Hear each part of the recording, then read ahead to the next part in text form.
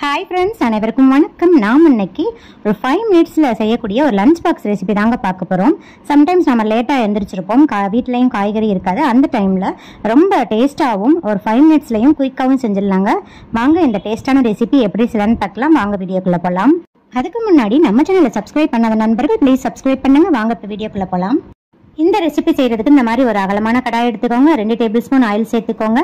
இப்போ எண்ணெய் நல்லா காயவும் ஃப்ளேமை மீடியமில் வச்சுட்டு 1/4 டீஸ்பூன் கடுகு, 1 டீஸ்பூன் கடலைப்பருப்பு, 1 டீஸ்பூன் உளுந்தம்பருப்பு சேர்த்துக்கோங்க. கடுகு வெடிச்சிட்டு உளுந்தும் கடலைப்பருப்பும் நல்லா சிவந்து வரட்டும். இப்போ 1/4 டீஸ்பூன் சீரகம் சேர்த்துருங்க. சீரகம் நல்லா பொரியட்டும். இப்போ 2 மிளகாயை இந்த மாதிரி கிள்ளி சேர்த்துருக்கீங்க, அதையும் சேர்த்து விட்டுருங்க. இப்போ பாருங்க, ஒரு 5லிருந்து 6 பூண்டு பல்ல நல்லா இந்த மாதிரி ஃபைனாக சாப் பண்ணி வச்சுருக்கீங்க, அதையும் சேர்த்துருக்கோங்க. இப்போ அரை துண்டு இஞ்சியை தோலெல்லாம் நீக்கிட்டு நல்லா ஃபைனாக சாப் பண்ணி வச்சுருக்கீங்க, அதையும் சேர்த்துக்கோங்க.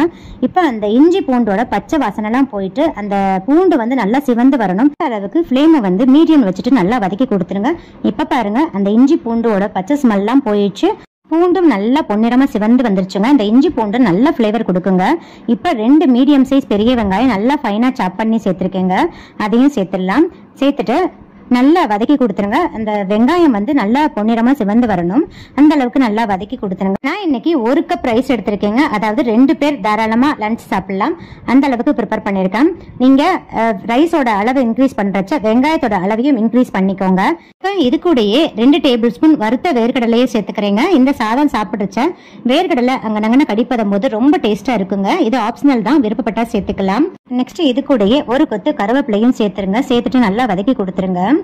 ஒரு 3 நிமிஷத்துக்கு வதக்கினா போதுங்க. இப்ப பாருங்க, வெங்காயம் நல்லா சிவந்து பொன்னிறமா வந்துருச்சு. இப்ப ஃப்ளேமை கம்ப்ளீட்டா சிம் பண்ணிருங்க. நம்ம மசாலாலாம் சேர்த்துடலாம். 1/4 டீஸ்பூன் மஞ்சள் தூள், 1/2 டீஸ்பூன் மிளகாய் தூள், உங்க காரத்துக்கு தகுந்த மாதிரி சேர்த்துக்கோங்க. 1/2 டீஸ்பூன் கொத்தமல்லி தூள், 1/4 டீஸ்பூன் கரம் மசாலா தூள் சேர்த்துட்டு நல்லா வதக்கி கொடுத்துருங்க. அந்த மசாலாவோட பச்சை ஸ்மெல்லாம் போற அளவுக்கு ஒரு 2 நிமிஷத்துக்கு வதக்கி கொடுத்துருங்க. கண்டிப்பா ஃப்ளேம் சிம்ல தாங்க இருக்கணும், இல்லாட்டி மசாலா சட்டுன்னு கருகிரும். இப்போ பாருங்க, நான் ஒரு 3 டீஸ்பூன் தண்ணி சேர்த்துக்கிறேங்க. இந்த மாதிரி தண்ணி சேர்க்கறதுனால மசாலாலிருந்து சீக்கிரம் அந்த பச்சை ஸ்மெல்லாம் போயிட்டு எண்ணெய் பிரிஞ்சு வந்துருங்க. அதனால நான் தண்ணி சேர்த்துக்கிறேன். 3 டீஸ்பூன் சேர்த்தா போதுங்க, அதிக அளவு தண்ணி சேர்த்துறாதீங்க. சேர்த்துட்டு பாருங்க, 1 நிமிஷத்துக்கு நல்லா வதக்கி கொடுத்துருங்க. இப்போ சுத்தமாக அந்த மசாலாவோட பச்சை ஸ்மெல்லாம் போயிட்டு லைட்டாக அந்த மாதிரி எண்ணெய் பிரிஞ்சு வந்துருச்சுங்க. இப்போ நம்ம இந்த ரெசிபிக்கு தேவையான அளவு 1/2 டீஸ்பூன் சால்ட்டு சேர்த்துக்கோங்க. சால்ட்டு கம்மியாகவே சேர்த்துக்கோங்க, ஏன்னா நம்ம சாதத்துலையும் உப்பு போட்டு தான் வேக வச்சுப்போம். அதனால் சால்ட்டு சேர்த்துட்டு 1 நிமிஷத்துக்கு இந்த மாதிரி நல்லா வதக்கி கொடுத்துருங்க. நெக்ஸ்ட் பாருங்க, நான் இன்னைக்கு 1 கப் பாசுமதி ரைஸை நல்லா இந்த மாதிரி உதிரி உதிரியா வேக வச்சு எடுத்து வச்சிருக்கேங்க, அதை சேர்த்துடலாம். சாதம் இந்த மாதிரி நல்லா உதிரி உதிரியா பளபளன்னு இருந்தாதாங்க சாதம் சாப்பிட்றதுக்கு நல்லா இருக்கும். பாசுமதி ரைஸை குக்கர்ல எப்படி குழையாமலும் அடிப்பிடிக்காமலும் செய்யலான்றதுக்கான வீடியோ ஏற்கனவே நம்ம சேனல்ல அப்லோட் பண்ணிருக்கேங்க. அதுக்கான லிங்க் நான் டிஸ்கிரிப்ஷன் பாக்ஸ்ல கொடுக்குறேன், விருப்பப்பட்ட ரெஃபர் பண்ணிக்கோங்க. இந்த சாதத்தை நீங்க ரெகுலரா யூஸ் பண்ற சாப்பாட்டு ரைஸ்ல கூட செய்யலாங்க. ஆனா சாதம் நல்லா அந்த மாதிரி உதிரி உதிரியா வடிச்சு வச்சுக்கோங்க, அப்பதான் இந்த சாதம் சாப்பிட்றதுக்கு ரொம்ப டேஸ்ட்டாக இருக்கும். இப்போ பாசுமதி ரைஸை சூஸ் பண்ணுறவங்களுக்கு இந்த லிங்க் வந்து ரொம்ப யூஸ்ஃபுல்லாக இருக்கும். ஸோ டிஸ்கிரிப்ஷன் பாக்ஸில் கொடுத்துருக்கேன், ரெஃபர் பண்ணிக்கோங்க. இப்போ இந்த ரைஸை சேர்த்துட்டு நல்லா இந்த மாதிரி ஜென்டிலாக மிக்ஸ் பண்ணி கொடுங்க. ரொம்ப ஹார்டாக அழுத்தம் கொடுத்து மிக்ஸ் பண்ணக்கூடாது, ஏன்னா ரைஸ் உடஞ்சிரும். இப்போ இது கூடயே கொஞ்சமாக புதினா இலைகளும் 2 கொத்து கொத்தமல்லி தழையும் நல்லா வாஷ் பண்ணிட்டு நல்லா இந்த மாதிரி ஃபைனாக சாப் பண்ணி வச்சிருக்கேங்க, அதையும் சேர்த்துடலாம். சேர்த்துட்டு ஒரு வதக்கிக்கோங்க. அவ்வளோதாங்க. இப்போ நம்ம ஸ்டவ் ஆஃப் பண்ணிடலாம். இதை நம்ம ஒரு சர்விங் பவுலுக்கு ட்ரான்ஸ்ஃபர் பண்ணிடலாம். பாருங்க ஃப்ரெண்ட்ஸ், ஃபைனலாக நம்மளோட கமன்னு வாசனையோட இந்த சாதம் ரெடி ஆயிடுச்சு. இது ரொம்ப பஞ்சு போல் சாஃப்டாக உதிரி உதிரியாக இருக்குங்க, ரொம்ப ரொம்ப டேஸ்ட்டாக இருக்கும். கண்டிப்பாக நீங்கள் இந்த மாதிரி ட்ரை பண்ணி பாருங்கள். ஒரு 5 நிமிஷத்தில் செஞ்சிடலாங்க. சாதத்தை மட்டும் நம்ம ஆல்ரெடி ப்ரிப்பேர் பண்ணி ஆற வச்சுருந்தோம்னா 5 நிமிஷத்தில் செஞ்சிடலாம். அப்புறம் நம்ம இந்த பச்சை மிளகாய் சேர்த்தோம் பார்த்தீங்களா ஃபஸ்ட்டு வீடியோவில், அது கூடயே 2 காஞ்ச மிளகாயும் கிள்ளி சேர்த்துக்கோங்க. அந்த வீடியோ வந்து எடிட்டிங்கில் மிஸ் ஆயிடுச்சுங்க, ஸோ சேர்த்துக்கோங்க. கண்டிப்பாக லஞ்ச் பாக்ஸ் காலியாக தாங்க வரும், அந்த அளவுக்கு டேஸ்ட்டாக இருக்கும். இது கூட நான் சைட் டிஷ்ஷாக ரைத்தா செஞ்சுருக்கேங்க, ஆனியன் ரைத்தா வச்சுருக்கேன். நீங்கள் எந்த சைட் டிஷ் வேணால் வச்சுக்கலாங்க, உங்கள் விருப்பம் தான். முட்டை மசாலா வறுவல் எப்படி செய்யலான்னு பார்க்கலாங்க. இது ரொம்ப ரொம்ப டிஃப்ரெண்ட் டேஸ்ட்டில் இருக்குங்க. இந்த முட்டை மசாலாவை அப்படியே சூடான சாதத்தில் நல்லா மிக்ஸ் பண்ணி சாப்பிட்டோம்னா ரொம்ப ரொம்ப டேஸ்ட்டாக இருக்குங்க. இதுக்குன்னு தனியாக நம்ம குழம்பு வைக்க தேவையில்லை. 15 நிமிஷம் இருந்தால் போதுங்க, குயிக்காக செஞ்சிடலாம். வாங்க இந்த டிஷ் எப்படி செய்யலான்னு பார்க்கலாம். முட்டை மசாலா செய்கிறதுக்கு ஃபஸ்ட்டு இந்த மாதிரி ஒரு அகலமான கடாய் எடுத்துக்கோங்க. முட்டை மூழ்கிற அளவுக்கு தண்ணி ஊற்றிக்கோங்க. இப்போ 1 டீஸ்பூன் ஆயில் சேர்த்துக்கோங்க. 1/2 டீஸ்பூன் சால்ட்டு சேர்த்துட்டு எண்ணெயும் சால்ட்டும் சேர்க்கறதுனால முட்டை ஓடு உடஞ்சி உள்ளே ஊற்றாமல் இருக்குங்க. ஸ்டவ் ஆன் பண்ணிவிட்டு ஃப்ளேம் ஹையில் வச்சுட்டு தண்ணி நல்லா கொதிக்க கொதிக்க வச்சுக்கோங்க. தண்ணி நல்லா கொதிக்க வச்சதுக்கப்புறம் தாங்க நம்ம முட்டை சேர்க்கணும். அப்போ தான் கரெக்டாக ஈவனாக எல்லா பக்கமும் வெந்து வரும். இப்போ 10 நிமிஷத்துக்கு நல்லா கொதிக்க வைங்க. 10 நிமிஷத்தில் வெந்துருங்க. அதுக்கு மேலே நம்ம வேக வைக்கக்கூடாது, ரொம்ப ரப்பர் மாதிரி ஆயிரும். இப்போ பாருங்கள், நான் 3 முட்டை சேர்த்துருக்கேன். உங்கள் ஃபேமிலிக்கு தகுந்த மாதிரி நீங்கள் முட்டையோட அளவு இன்க்ரீஸ் பண்ணி சேர்த்துக்கோங்க. இப்போ வேகட்டும். அதுக்கிடையில் இந்த மாதிரி ஒரு அகலமான கடாய் எடுத்துக்கோங்க. 2 டேபிள் ஸ்பூன் ஆயில் சேர்த்துக்கோங்க. இப்போ ஸ்டவ் ஆன் பண்ணிவிட்டு எண்ணெய் நல்லா காய வச்சுக்கோங்க. இப்போ எண்ணெய் நல்லா காயவும் 1/4 டீஸ்பூன் கடுகு, 1/2 டீஸ்பூன் கடலைப்பருப்பு, 1/2 டீஸ்பூன் உளுந்தம்பருப்பு சேர்த்து விட்டுருங்க. கடுகு வெடித்து கடலைப்பருப்பும் உளுந்தம்பருப்பும் நல்லா சிவந்து வரட்டும். இப்போ 1/2 டீஸ்பூன் சீரகம், 1/4 டீஸ்பூன் சோம்பும் சீரகமும் நல்லா பொரிஞ்சு வரட்டும். நெக்ஸ்ட் 2 மிளகாய் வத்தலை இந்த மாதிரி கிள்ளி சேர்த்துக்கோங்க. நெக்ஸ்ட்டு 2 மீடியம் சைஸ் பெரிய வெங்காயத்தை நல்லா இந்த மாதிரி ஃபைனாக சாப் பண்ணி வச்சுருக்கேங்க. உங்கள் ஃபேமிலிக்கு தகுந்த மாதிரி நீங்கள் வெங்காயத்தோட அளவை இன்க்ரீஸ் பண்ணி சேர்த்துக்கோங்க. நான் இன்றைக்கி 2 மீடியம் சைஸ் வெங்காயம் எடுத்திருக்கேன். 3 பேர் தாராளமாக சாப்பிடலாம். இப்போ வெங்காயத்தை வந்து நல்லா வதக்கி விட்டுருங்க. வெங்காயம் வதங்குறதுக்காக 1/2 டீஸ்பூன் சால்ட்டு சேர்க்குறீங்க. சால்ட்டு சேர்த்துட்டு மீடியம் ஃப்ளேமில் வச்சுட்டு ஒரு 3 நிமிஷத்துக்கு வெங்காயம் லைட்டாக சிவந்து பொன்னிறமாக வர அளவுக்கு வதக்கிக்கோங்க. பாருங்க, வெங்காயம் இந்த அளவுக்கு நல்லா சிவந்தா போதுங்க.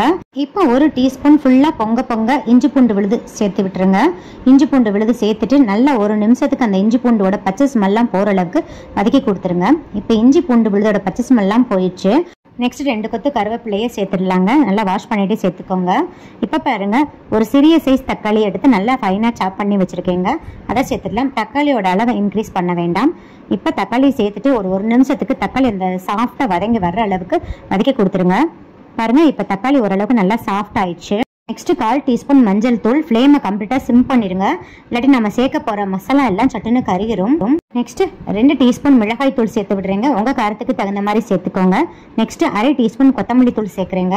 நெக்ஸ்ட் 1/2 டீஸ்பூன் கரம் மசாலா தூள் சேர்க்குறேங்க. நீங்கள் இது கூடயே 1/2 டீஸ்பூன் மிளகுத்தூள் வேணாலும் சேர்த்துக்கலாம். நான் இன்னைக்கு சேர்த்துக்கல, நீங்கள் ஆட் பண்ணிக்கோங்க. ரொம்ப டேஸ்ட்டாக தான் இருக்கும். சேர்த்துட்டு ஒரு 2 நிமிஷத்துக்கு அந்த மசாலாவோட பச்சை ஸ்மெல்லாம் போகிற அளவுக்கு நல்லா வதக்கி கொடுத்துருங்க. இப்போ ஒரு 1/4 கிளாஸ் தண்ணி ஊற்றிக்கோங்க. அதிக அளவு தண்ணி ஊற்றக்கூடாதுங்க. இந்த மாதிரி தண்ணி ஊற்றுறதுனால அந்த மசாலாவோட பச்சை ஸ்மெல்லாம் போயிட்டு நல்லா சீக்கிரமாக வெந்து எண்ணெய் பிரிஞ்சு வந்துருங்க. அதனால தான் நான் 1/4 கிளாஸ் ஊற்றிருக்கேன். ரொம்ப அதிக அளவு தண்ணி ஊற்றிடக்கூடாதுங்க. இப்போ நல்லா மிக்ஸ் பண்ணிவிட்டு மூடி போட்டு க்ளோஸ் பண்ணிவிட்டு ஒரு 2 நிமிஷத்துக்கு அப்படியே விட்டுருங்க. ஃப்ளேம் சிம்மில் தாங்க இருக்கணும். இது இப்போ வேகட்டும். நெக்ஸ்ட் பாருங்கள், நான் முட்டை 10 நிமிஷம் ஆயிடுச்சு. நான் எடுத்துட்டு இதே மாதிரி ஒரு சில் வாட்டரில் போட்டு வச்சுட்டேங்க. அப்போ தான் சீக்கிரமாக தோல் உரிக்க வரும். இப்போ தோலெல்லாம் உரிச்சிட்டு இதே மாதிரி அந்த உள்ளே இருக்கிற யோக் பார்ட் வந்து கட் ஆகாமல் லைட்டாக அந்த மாதிரி நைஃப் வச்சு அழுத்தம் கொடுத்துருங்க. அழுத்தம் கொடுத்துட்டு இந்த மாதிரி 2 ஓப்பன் பண்ணிடுங்க. ஓப்பன் பண்ணிவிட்டு உள்ளே இருக்கிற அந்த யோக் பார்ட்டை எடுத்து தனியாக வச்சுருங்க. நெக்ஸ்ட்டு இந்த ஒயிட் பார்ட்டை வீடியோவில் காமிக்கிற மாதிரி இந்த மாதிரி ஸ்லைஸாக கட் பண்ணி வச்சுக்கோங்க. இதே மாதிரி எல்லா முட்டையும் நம்ம கட் பண்ணி வச்சுக்கலாங்க. இப்போ அவ்வளோதாங்க, எல்லாத்தையும் கட் பண்ணியாச்சு. இது ஒரு ஓரமாக இருக்கட்டும். நெக்ஸ்ட் பாருங்கள், 2 நிமிஷம் ஆயிடுச்சு. நம்ம ஊற்றின எண்ணெயெல்லாம் நல்லா பிரிஞ்சு வந்துருச்சுங்க. இப்போ லைட்டாக ஒரு வதக்கிட்டு இப்போ நம்ம கட் பண்ணி வச்சிருக்கிற அந்த முட்டையில் வந்து அந்த ஒயிட்டை மட்டும் நம்ம சேர்த்துடலாங்க. சேர்த்துட்டு நல்லா இந்த மாதிரி மிக்ஸ் பண்ணி கொடுத்துருங்க. அப்போ தான் அந்த உப்பு காரம் எல்லாம் அந்த முட்டையில் இறங்கிட்டு சாப்பிட்றதுக்கு நல்லா இருக்கும். நம்ம இது கூட அந்த யோக் பார்ட்டியும் சேர்த்தோம்னா சீக்கிரம் உடஞ்சு போயிருங்க. அதனால தான் அந்த ஒயிட்டை மட்டும் ஃபஸ்ட்டு சேர்த்துட்டு இந்த மாதிரி நல்லா 2 நிமிஷத்துக்கு வதக்கி கொடுத்துட்டு இப்போ நம்ம எல்லோ பார்ட்டை சேர்த்துக்கலாங்க. சேர்த்துட்டு லைட்டாக ஜென்டில் இந்த மாதிரி மிக்ஸ் பண்ணி கொடுத்துட்டு மூடி போட்டு க்ளோஸ் பண்ணிவிட்டு ஒரு நிமிஷத்துக்கு அப்படியே விட்டுருங்க. இப்போ 1 நிமிஷம் ஆயிடுச்சு. நம்ம ஓப்பன் பண்ணிடலாங்க. நல்லா கம்மன் நல்லா வாசமாக இருக்குங்க. இப்போ லைட்டாக இந்த மாதிரி ஒரு டைம் மிக்ஸ் பண்ணி கொடுத்துருங்க. நீங்கள் மூடி போட்டு க்ளோஸ் பண்ணும்போது கண்டிப்பாக ஃப்ளேம் சிம்மில் தாங்க இருக்கணும், இல்லாட்டி அடிப்பிடிச்சிரும். இப்போ பாருங்கள், நம்ம ஒரு கைப்பிடி அளவு கொத்தமல்லி தலையை நல்லா ஃபைனாக சாப் பண்ணிவிட்டு சேர்த்துடலாங்க. சேர்த்துட்டு லைட்டாக மிக்ஸ் பண்ணி கொடுத்துருங்க. அவ்வளோதான், நம்மளோட முட்டை மசாலா ரெடி ஆயிடுச்சுங்க. இப்போ சர்விங் பவுலுக்கு ட்ரான்ஸ்ஃபர் பண்ணிடலாம். பாருங்க ஃப்ரெண்ட்ஸ், ஃபைனலாக நம்மளோட முட்டை மசாலா ரெடி ஆயிடுச்சு. ரொம்ப டேஸ்ட்டாக இருக்குங்க. நம்ம இந்த முட்டை மசாலாவை அப்படியே சூடான சாதத்தில் நல்லா மிக்ஸ் பண்ணி சாப்பிட்டோம்னா ரொம்ப டேஸ்ட்டாக இருக்குங்க. இதுக்குன்னு தனியாக நம்ம குழம்பு வைக்க தேவையில்லை. இதை வந்து ரசம் சாதம், தயிர் சாதம், சாம்பார் சாதத்துக்கு சைட் டிஷ்ஷாகவும் எடுத்துக்கலாங்க. ரொம்பவும் டேஸ்ட்டாக இருக்கும். ஈவன் இதை சப்பாத்திக்கு கூட நம்ம சைட் டிஷ்ஷாக வச்சுக்கலாங்க. உங்கள் விருப்பம் தான். இந்த வீடியோ பிடிச்சிருந்தா லைக், ஷேர், கமெண்ட் பண்ணுங்கள். மறக்காமல் சப்ஸ்கிரைப் பண்ணுங்கள். உங்கள் ஃப்ரெண்ட்ஸ் அண்ட் ரிலேட்டிவ்ஸ் கூட நிறைய ஷேர் பண்ணிக்கோங்க. சுவை அறிந்திட சுவைத்து பாருங்கள். நன்றி, வணக்கம்.